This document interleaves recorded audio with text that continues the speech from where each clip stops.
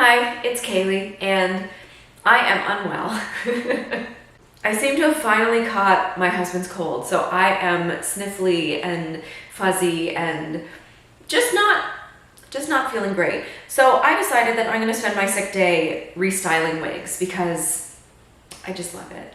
And I'm gonna start with this one. This is one of my Dolce & Dolce 23 inches from Belle Tress, which is my favorite wig from my favorite wig brand.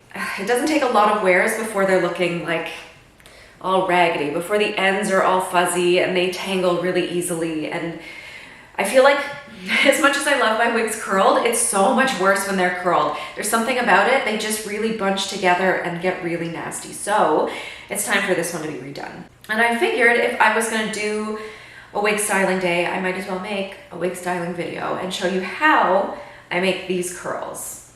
And then I'll go over what I use. So first, clips. I like this kind. I'm not exactly sure what they're called. I imagine they're some kind of alligator clip. Then I like to have two combs on hand. I have my wide tooth comb, which is good for combing through synthetics in general. And then I have my little metal comb. And this one I use a lot more. This one is going to be used to get all the tangles out initially before we touch the hair with any heat. Then I have two heat tools. First, I have my flat iron, and it's just a regular flat iron, nothing special about it. And then I have my curling wand. So the first thing I want to do is separate the hair into two halves. And I'm just going to divide it down the middle in the back, and then choose one side to work with and pin the other side off. I'll focus on this side first, and from here I start dividing the hair again, and I start at the bottom, just pulling out a first section. Yeah, this one's bad. And then once that's finally untangled and separated, I take the upper portion and I pin that out of the way. Obviously, this is incredibly tangled. It's an absolute mess, and this is exactly why I need to restyle it, because those ends are getting all fuzzy and frizzy and causing more and more tangles. So, first things first, before the heat ever touches the hair, you're gonna wanna detangle it. And I like the metal comb for this because it's quite strong, but it doesn't have to be metal. So this wig is going to be curled, but at this stage, we wanna use the flat iron, because the flat iron is going to bring the fibers back into a nice smooth state. So especially at the end, you want to go a little bit more slowly. You want to make sure that things are looking pretty flat when you go through there, because it'll smooth it out. All those little bits of hairs that look out of place or look kind of like kinky, it'll smooth it back out so that it's less likely to tangle, or at least won't tangle as badly. And then when you can feel that it's like noticeably smoother, consider that section done. On to the next. If you wanted to, you could go ahead and curl this section, but I personally just like to straighten the whole thing and then curl the whole thing. That way I'm not going back and forth between two heat tools, and I only have to have one plugged in. So this is easier for me, but it doesn't really matter what order you go in. So I'm gonna let down this upper section again and section off another row. This is so brutal.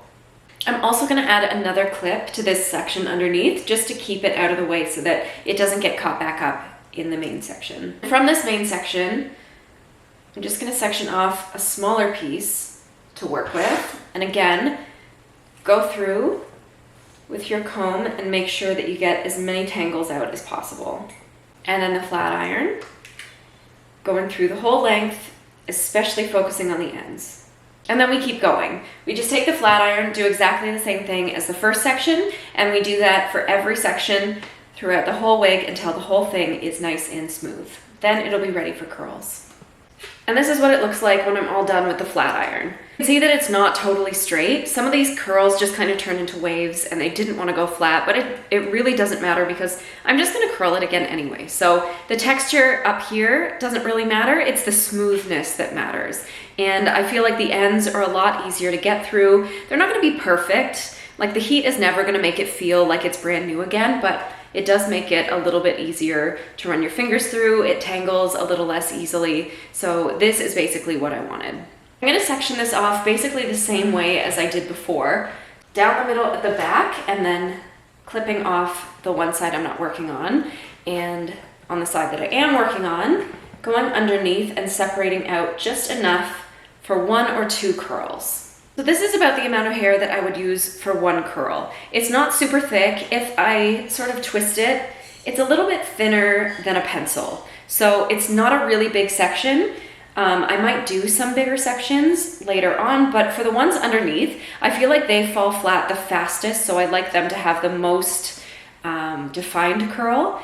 And to do that, we want to make sure that it gets really thoroughly heated so the small section is better. The temperature recommended by Belle Tress, apparently, for most of their hair is 280 degrees. However, my curling wand doesn't actually have degrees on it. It just goes from 0 to 30. So I set it just under 10 and I hope for the best. I honestly have no idea what temperature it is.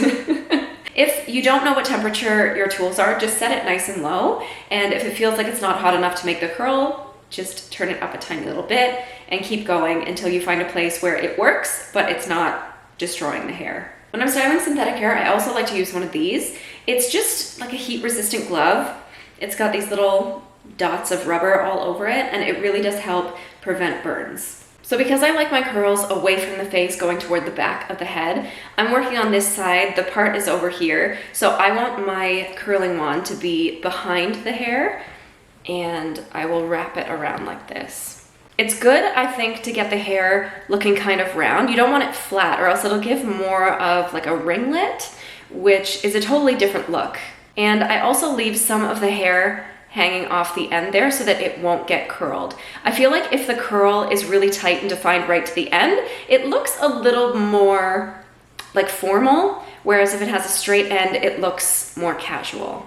And then after a few seconds, I just slowly remove the curling wand and I let it sit in my hand. It might try to collapse, and I just sort of spread the curl out with my fingers. It is pretty hot, so be careful.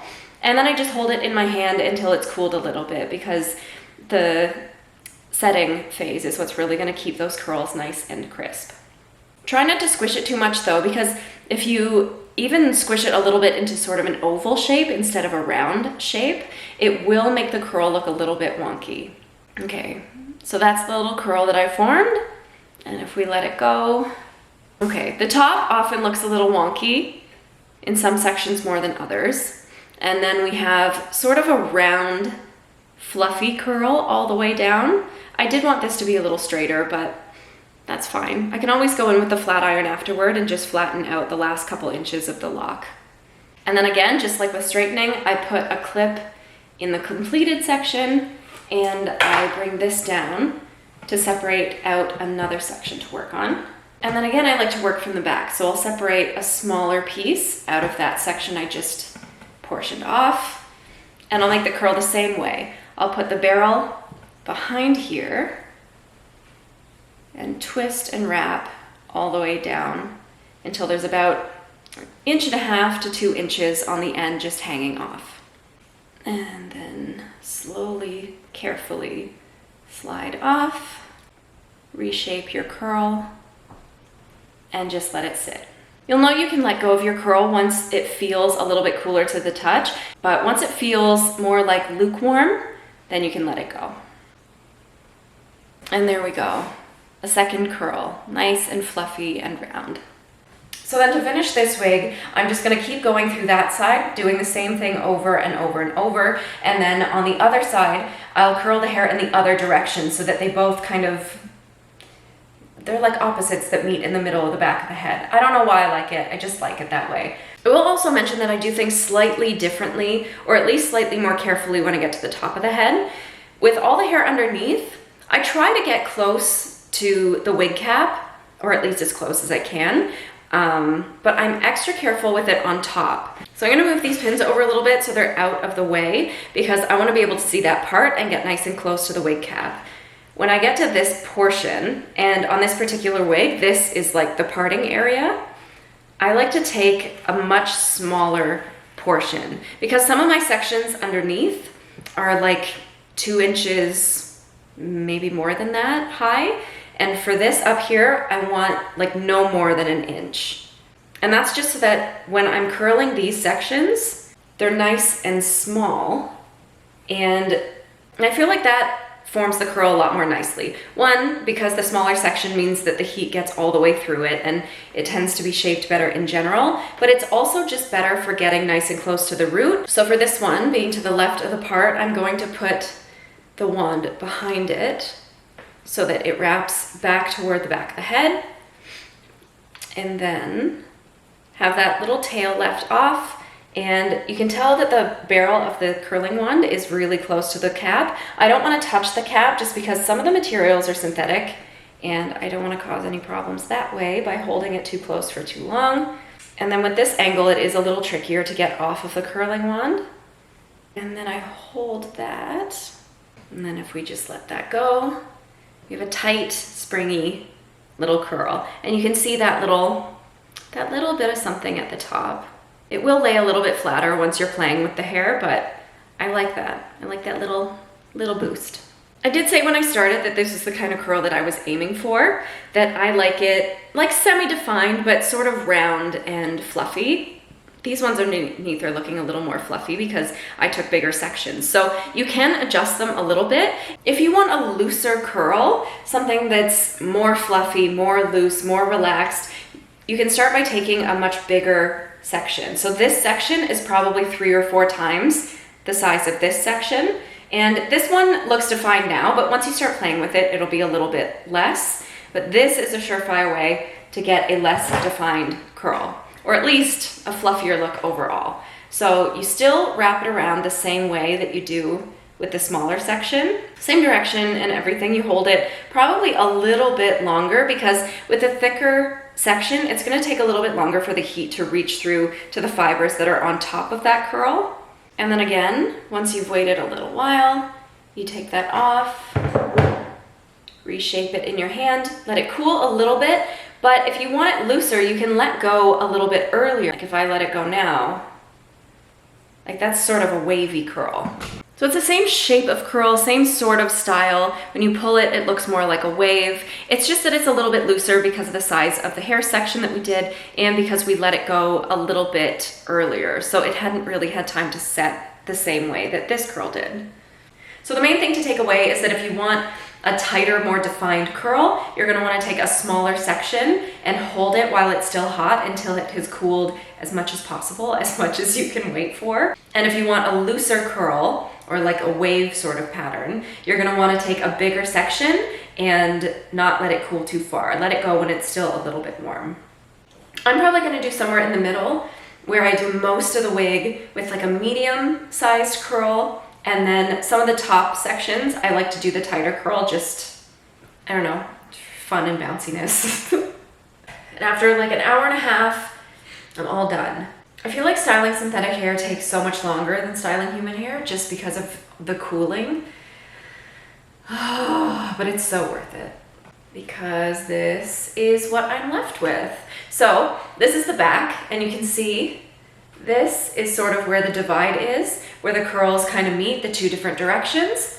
It's not super noticeable. At the very least, it doesn't look bad. And then at the front, the curls come back on both sides away from the face. So this is how I personally like to style my wig. You don't have to do your curls in those directions. You can do them in whatever directions you want. You can do them in both directions so that they're a little, I don't know, more chaotic. And right now I haven't really brushed through it too much, so they're still pretty piecey, but as I wear it more and I run my fingers through it more and I run a comb through it more, it becomes more like wavy because the curls start to blend together and they don't look so distinct like this. So let's put it on. And this is what it looks like on. You can see the curls are quite big and bouncy. They give a lot of volume and they do look a little bit fluffy. Like these aren't like clean and polished curls. These are big, playful, casual curls.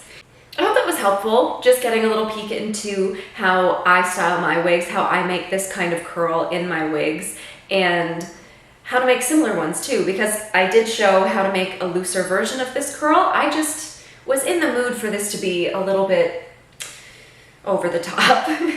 And I actually filmed 2 videos today because I wanted to style 2 wigs today in 2 different ways. So there's this one for this curl, and then I have another one that I'm about to finish for a looser, more polished curl. So I'm gonna go finish that. I hope that this was helpful, and I guess I'll see you in the next one with more curls. Bye.